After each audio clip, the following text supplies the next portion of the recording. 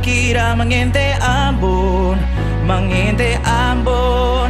Amon game-game, amon panggil pulang, tagal beta cinta Ambon.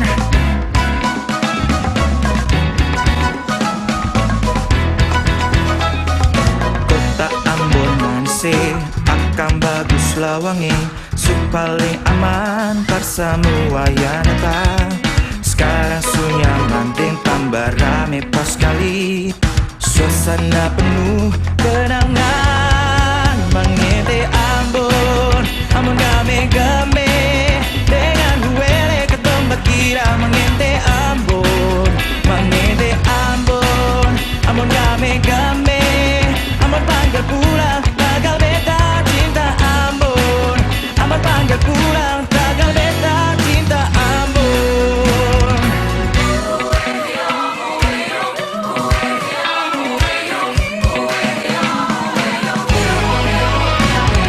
Kota Ambon bangsi, akan bagus lawangi, paling aman parsamu yang datang. Sekarang sunya mending rame pas kali, suasana penuh kenangan.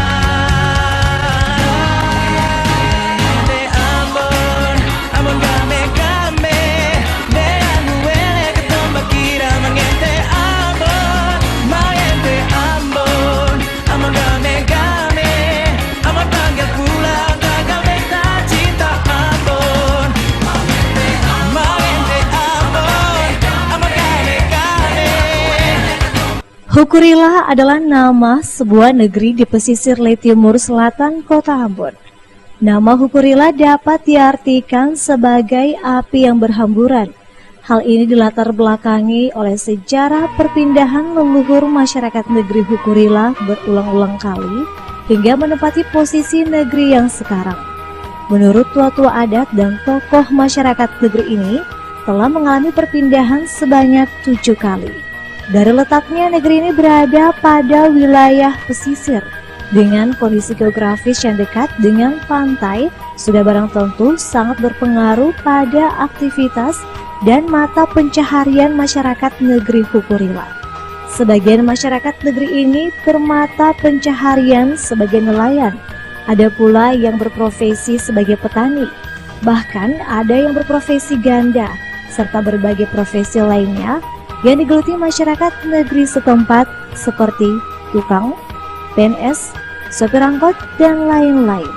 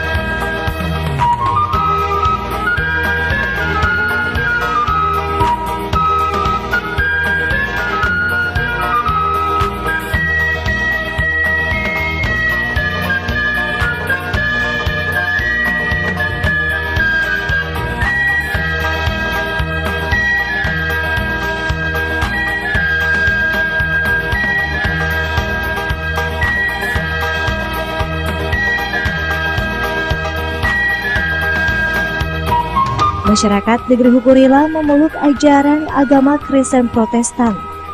Untuk menjangkau negeri Hukurila, kita dapat menggunakan transportasi darat, baik dari kota Ambon maupun dari luar kota, yaitu negeri Paso.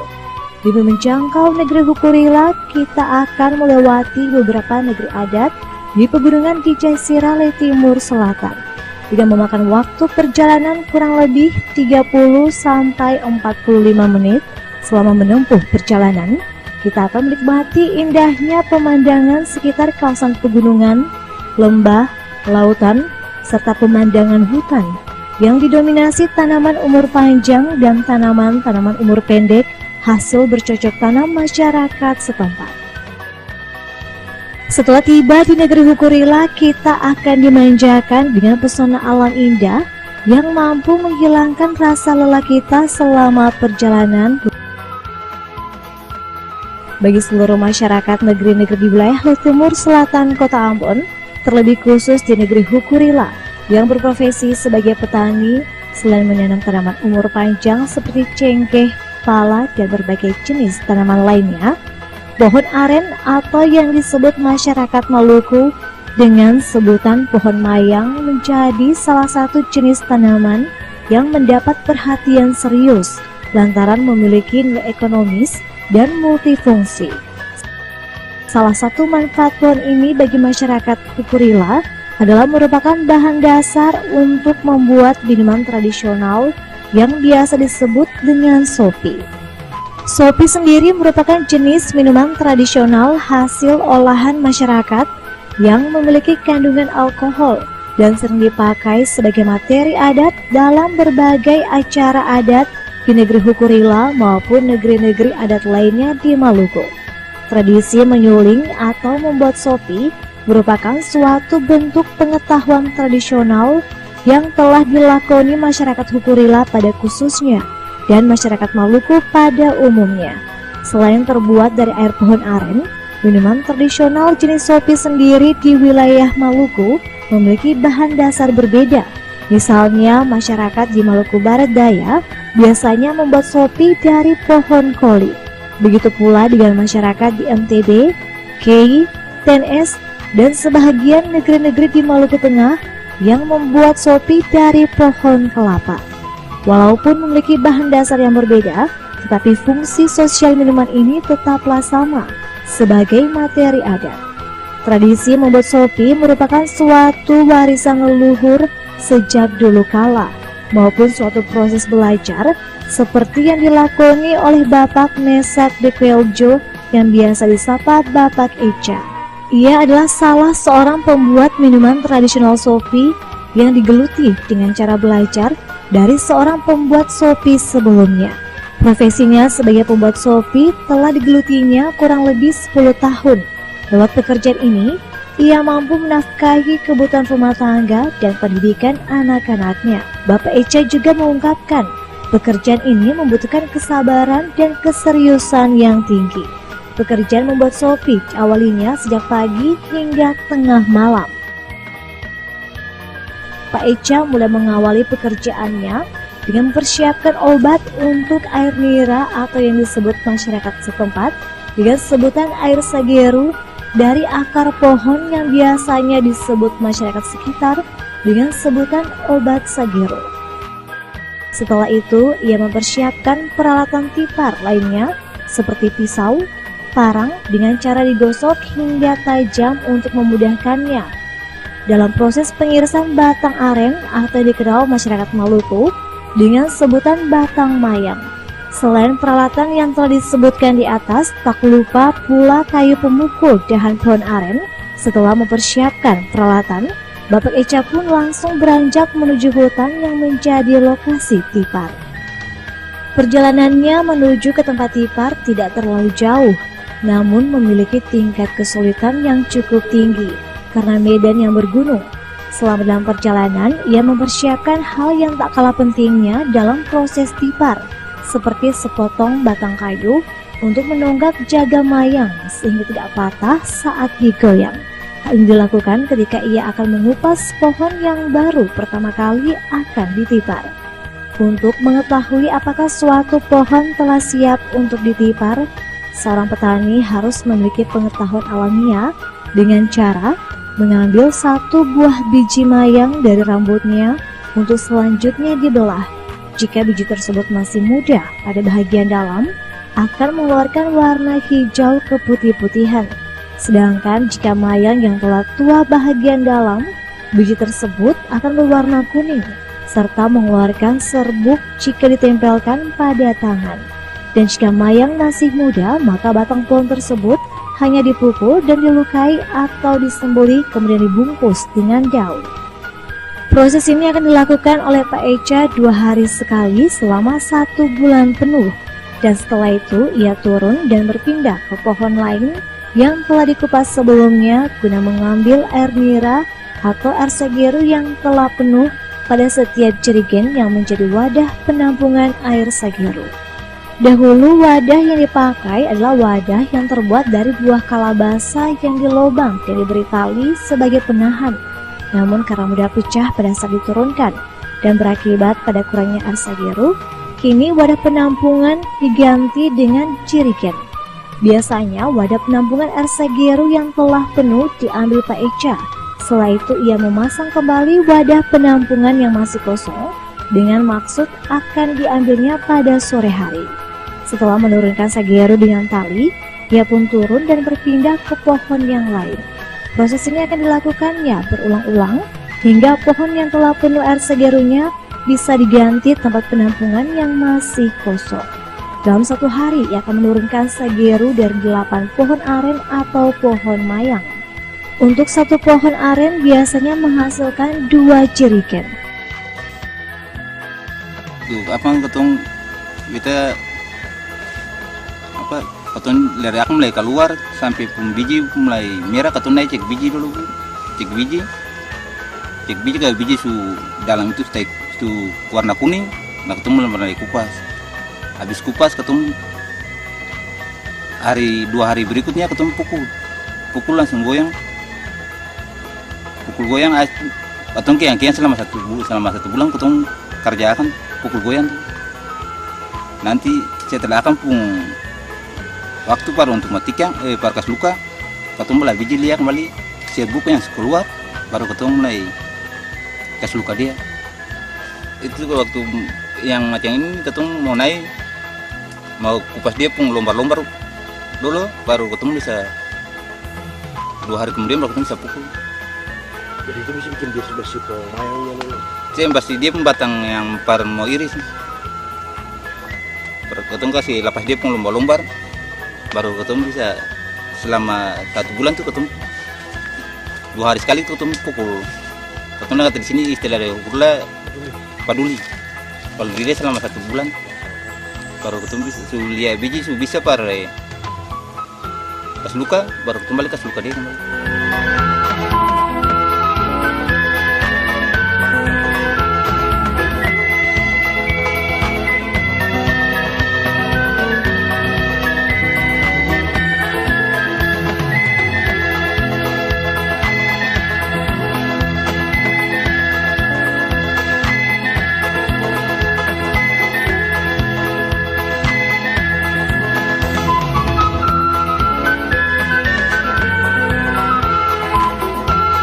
Aktivitas tipar itu 1 hari Bu kasih turun berapa kali dan waktu-waktu mana itu?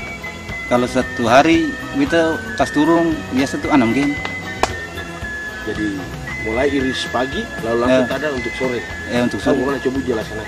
Kalau ada kan mayang sih sama mayang kan sing kas turun pagi sore. Ada yang kas turun pagi, ada yang kas turun sore, ada yang kas 1 hari full 1 gen.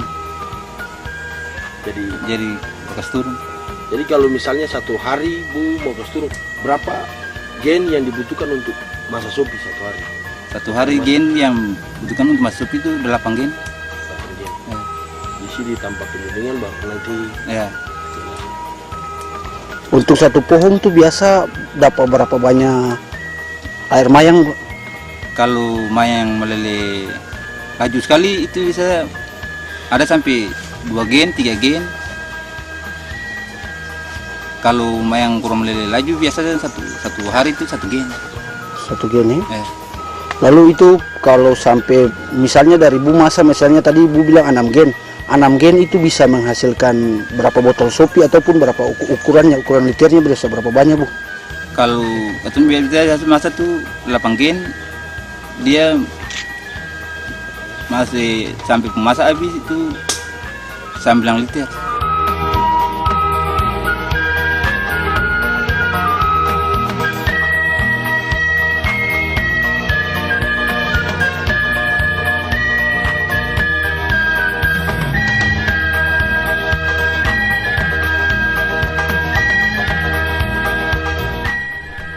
Setelah semua jerigen terisi, air Sagero diturunkan. Dia bergegas menuju lokasi penyulingan yang berada di dekat rumahnya untuk selanjutnya disuling atau diuapkan menjadi minuman tradisional Maluku yang dikenal dengan nama sopi. Waktu yang diperlukan untuk mengambil Sagero di hutan kurang lebih 4 jam.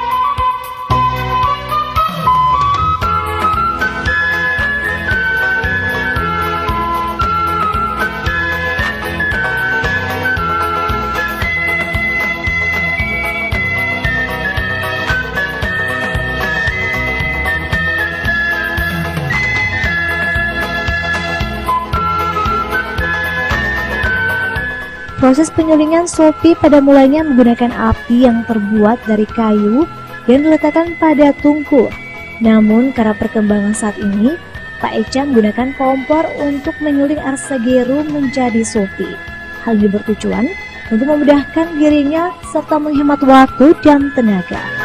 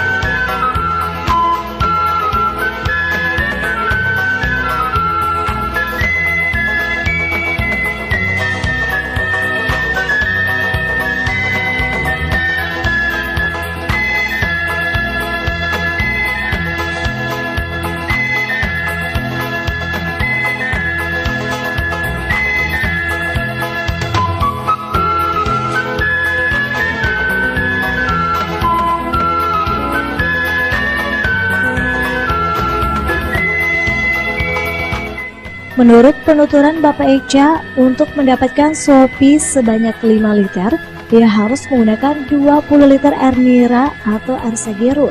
Namun karena wadah untuk mendidihkan air Sagero yang dimilikinya terlampau besar daya tampungnya, maka Pak Eca menggunakan 40 liter air sagero untuk sekali proses penyulingan, sehingga hasil sopi yang didapatkan sekali menyuling oleh Pak Eca sebanyak 10 liter.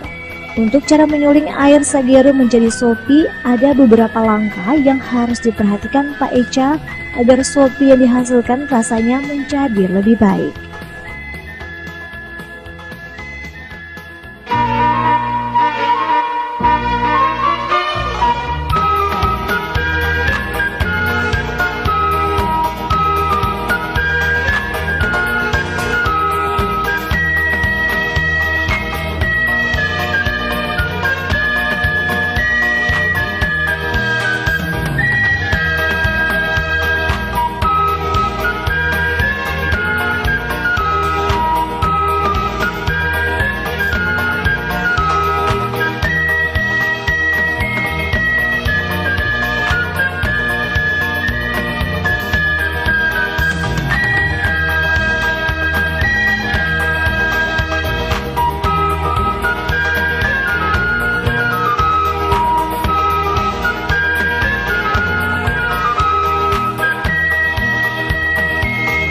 Hal pertama yang diperhatikan ialah setelah air sagero yang dipanaskan mendidih, ia harus memasukkan beberapa lembar daun cengkeh. Hal ini dimaksudkan sopi yang nantinya dihasilkan dan nanti diminum akan terasa panas.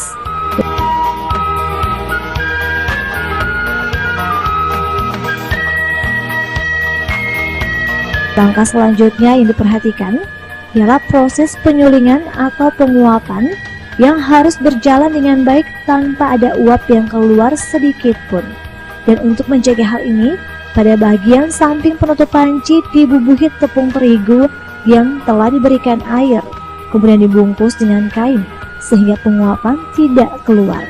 Begitupun pada bagian atas penutup panci yang bersentuhan langsung dengan bambu penyulingan yang akan mengalirkan uap air guna membantu proses penyulingan.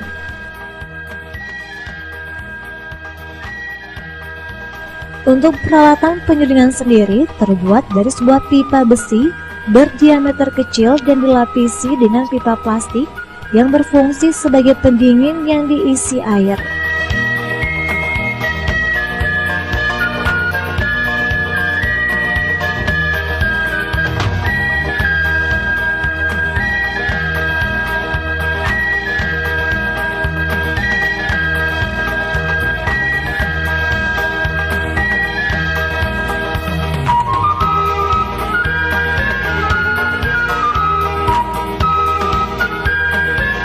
Pada bagian ujung pipa akan dibuat sebuah jarum dari bambu dengan maksud memasukkan tetesan uap air proses penyulingan ke dalam botol sebagai wadah untuk menampung tetesan sopi.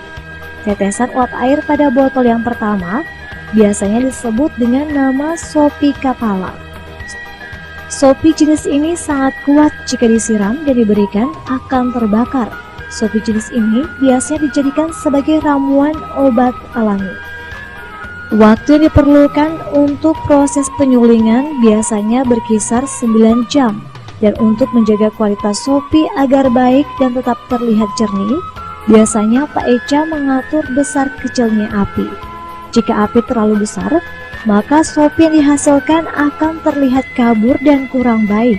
Dan sebaliknya, untuk itu api harus sedang-sedang saja. Setelah memperoleh 2 gen sopi, Pak Eca kemudian mencampur kedua gen sopi tersebut secara merata sehingga diperoleh kualitas sopi yang baik. Diungkapkan Pak Eca sekali melakukan proses tipar hingga penyulingan, biasanya ia mendapatkan 10 liter sopi. Dan untuk 1 gen sopi, Pak Eca menjualnya kepada pengecer dengan harga Rp175.000. Jika dijual per botolnya dengan bobot 1 liter, dihargai Rp35.000. Dalam 1 bulan, penghasilan Pak Eca berkisar antara 3 juta hingga 4 juta rupiah. Dengan penghasilan ini, ia mampu menghidupi keluarga serta pendidikan anak-anaknya. Hal ini menjadi gambaran sosial penyuling sopi sebagai bentuk potret hidup masyarakat adat di Maluku. Dalam kaitan dengan fungsi sosial yang melekat pada sopi sebagai materi budaya, sopi biasanya dipakai sebagai salah satu materi adat dalam berbagai acara-acara adat di Maluku.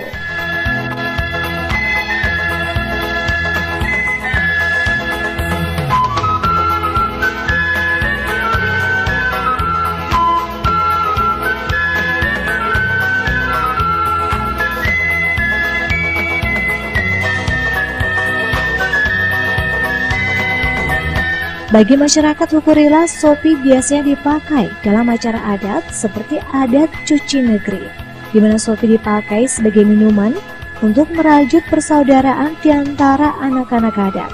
Selain itu, sopi juga dipakai sebagai salah satu materi dalam menghantarkan harta kawin dari keluarga laki-laki ke kerabat perempuan. Selain itu juga, sopi dipakai untuk penyemangat dan kebersamaan ketika dilaksanakannya kerja-kerja bersama untuk kepentingan negeri.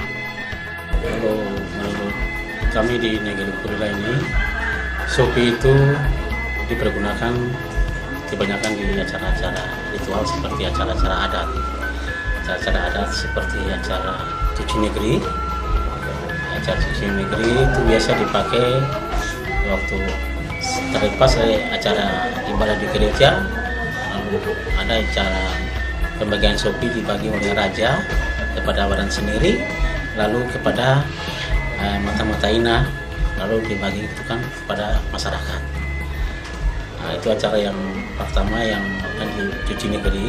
Kemudian ada juga untuk acara kawin masuk minta dan kawin lari.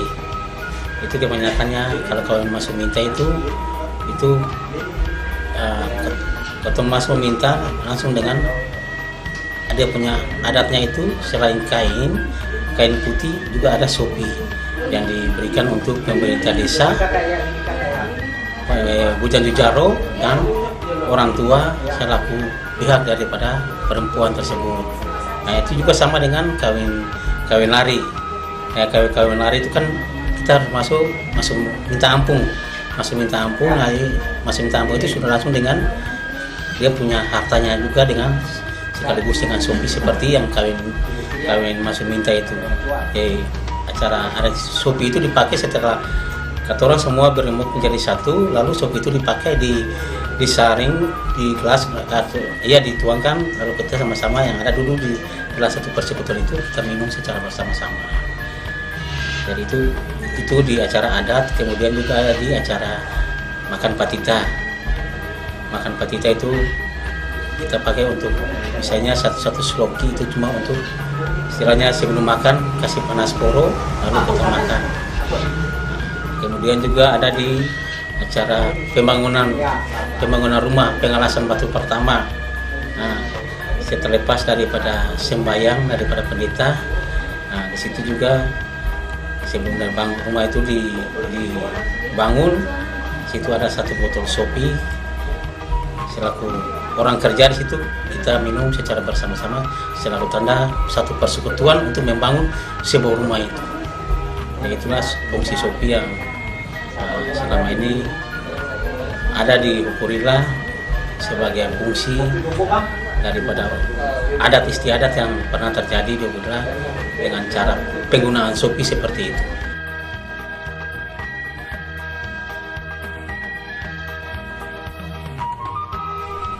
Fungsi sosial ini juga dijumpai pada seluruh lapisan masyarakat adat di Maluku pada umumnya, sehingga materi sopi menjadi penting dalam berbagai acara-acara adat.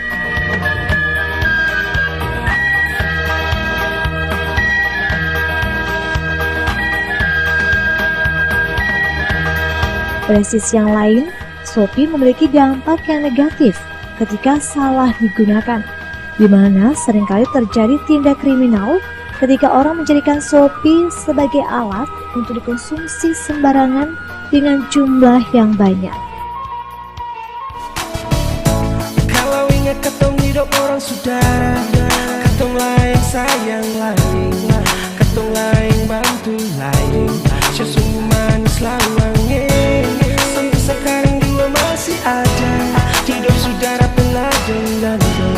Jangan sampai ketorang lupa, cuma ada di tengah. Pertanyaannya adalah bagaimana kita menempatkan diri sebagai anak negeri Maluku melihat realitas seperti ini.